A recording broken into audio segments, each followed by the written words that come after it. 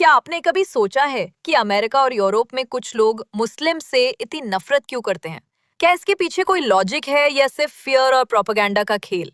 आज की वीडियो में हम बात करेंगे इस्लामोफोबिया के बारे में, इसका इतिहास, मीडिया का रोल, पॉलिटिक्स और सोसाइटी के परसेप्शन के बारे में। ये एक ऐसी कॉन्वर्सेशन है जिसे इग्नोर नहीं किया जा सकता है। इस्लामोफोबिया मतलब बिना वजह मुस्लिम से नफरत या डर। कभी कभी लोग मॉस्क पे चित्रकारी कर देते हैं या हिजाब पहनने वाली लड़की को गाली मिलती है सिर्फ इसलिए कि वो मुस्लिम है। ऐसे हरकत से मुस्लिम कम्युनिटी बहुत दुखी होती है। इस्लाम और वेस्ट का एनकाउंटर 1000 साल पुराना है। क्रूसेड्स, क्रिश्चियन यूरोप और मुस्लिम एम्पायर्स के बीच बड़े वॉर्स हुए। फिर आई कॉलोनाइजेशन, जिसमें ब्रिटिश और फ्रेंच एम्पायर्स ने मुस्लिम मेजॉरिटी रीजन्स जैसे मिडिल ईस्ट, नॉर्थ अफ्रीका और साउथ एशिया को रूल किया।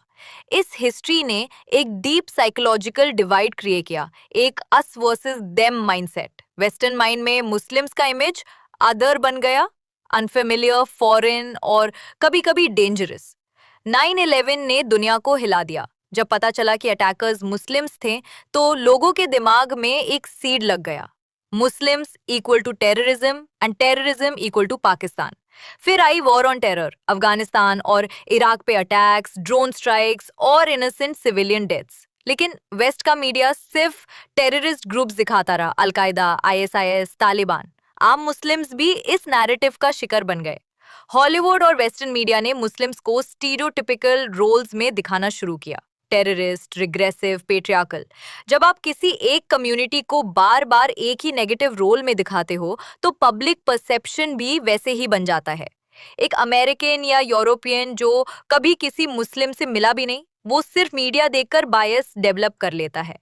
यूरोप में रीसेंट इमिग्रेशन क्राइसिस ने भी इस्लामोफोबिया को फ्यूल किया। सीरिया, अफगानिस्तान जैसे कंट्री से वॉर रेफ्यूजीज आए और कई लोगों को लगा कि उनकी जॉब्स, कल्चर और आइडेंटिटी खतरे में है।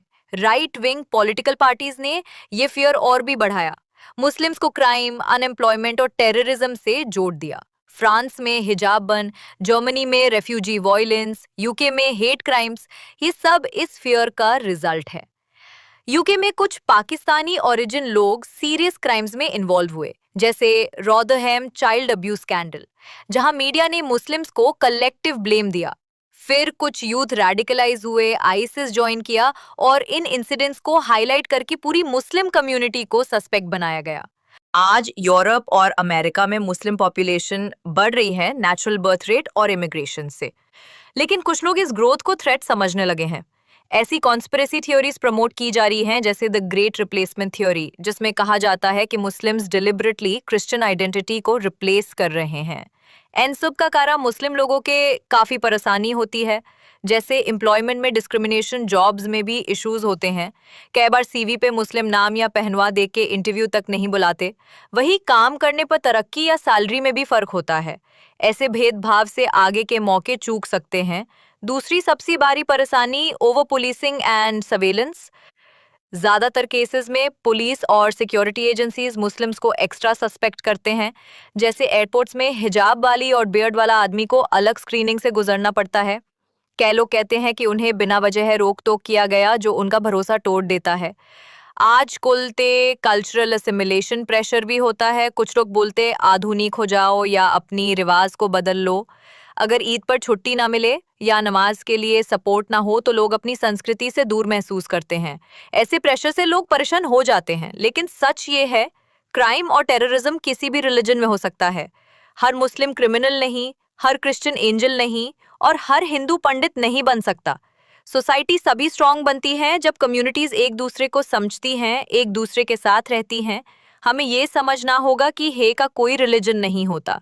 तो अब सवाल ये है, हम इस प्रॉब्लम के साथ क्या करें? इस्लामोफोबिया सिर्फ एक कम्युनिटी का मसला नहीं है, ये एक सोशल डिजीज है जो इग्नोरेंस और फियर से पैदा होती है। और इसका इलाज है एजुकेशन और कनेक्शन।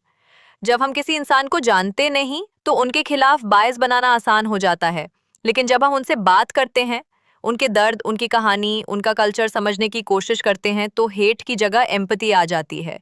सोचिए, अगर किसी लड़की को सिर्फ हिजाब पहनने के लिए जज किया जाए या किसी लड़के को नाम देखकर जॉब इंटरव्यू ना मिले, तो वो सोसाइटी कितनी इनसिक्योर होगी। मीडिया और पॉलिटिक्स का एक पार्ट हेट को फ्यूल करता है, लेकिन हम और आप उस सर्कल को तोड़ सकते हैं। एक सिंपल सा स्टेप, किसी मुस्लिम फ्रेंड को ईद मुबारक बोलना या उनके कल्चर को एक्सप्लोर करना, ये छोटी छोटी बातें ट्रस्ट बनाती हैं। और अगर आप मुस्लिम हैं तो आपका रोल भी इम्पोर्टेंट है। अपनी पॉजिटिव स्टोरी शेयर करिए, डायलॉग ओपन रखिए और अपने यूथ को रेडिकलाइजेशन से बचाइए। ये दुनिया तभी सेफ बनेगी जब हम एक दूसरे को समझने लगेंगे, जज करने से पहले जानने लगेंगे। अगर आप मानते हैं कि इंसानियत सबसे पहले आनी चाहिए, तो इस वीडियो को लाइक करें, शेयर करें और कमेंट में लिखें हेट नहीं, ह्यूमैनिटी चाहिए। मिलते हैं अगले एपिसोड में। तब तक के लिए please take care of yourself my friend.